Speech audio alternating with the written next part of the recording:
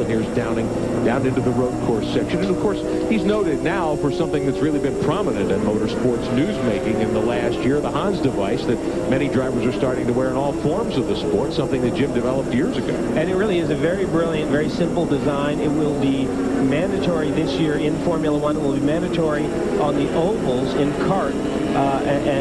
This invention of Jim Downing's really, I think, will save a lot of lives, especially these very, very fast accidents that we see on ovals. After the deaths last year of Adam Petty and of Kenny Irwin, it became an issue in NASCAR as well. Several Winston Cup drivers are starting to wear the device. Jim Downing helped come up with the device that may well give his fellow drivers a better chance of surviving the big crash.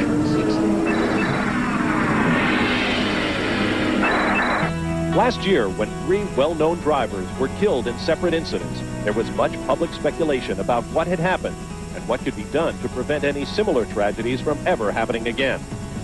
Sports car racer and car constructor Jim Downing has been involved with the HANS device, spelled HANS, which stands for Head and Neck Support, for many years. But it's a system that only now is attracting a lot of attention.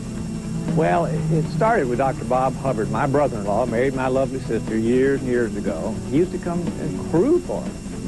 At the time, he was working for General Motors, and he did a lot of the design on the Hybrid 3 dummy head. His PhD thesis was head and neck injuries.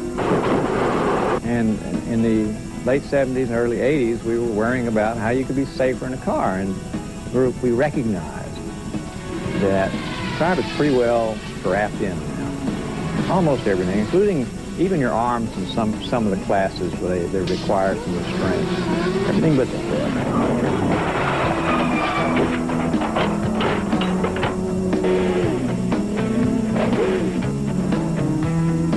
And Bob Hubbard came up with this device, which we patented.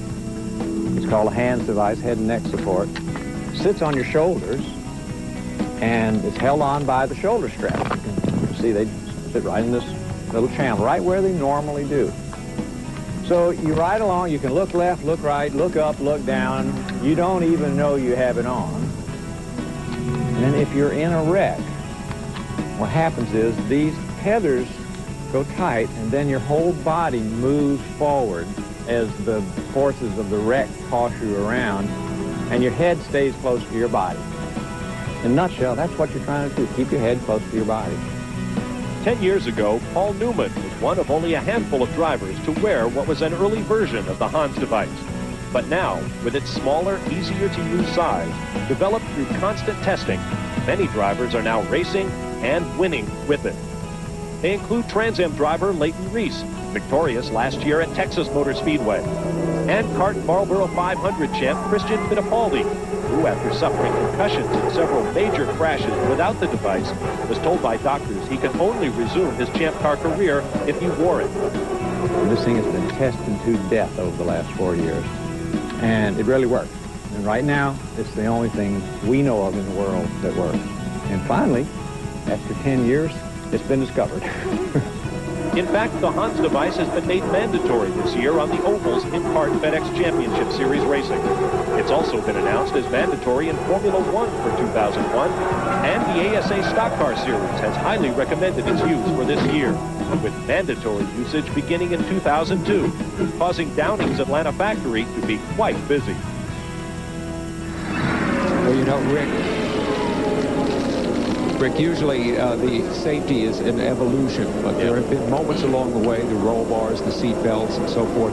This is another real moment in safety development, a distinct moment from which there'll be no turning back, I think, don't you, Jeremy? Yeah, and in a way, I think maybe Jim Downing's greatest legacy to racing might end up being the HANS device. I think when it's all said and done. Yeah. Why have drivers been slow in many cases to adopt it, though? I mean, you know, why were they slow to adopt full-face helmets? Yeah. Why were they slow to adopt, you know, all of these seat belts, all of these other safety elements that have kind of built, you know, this whole, you know, built over the years? And I think Sam's right. It's only a matter of time before everyone just wears it and it's an accepted part of your whole kit.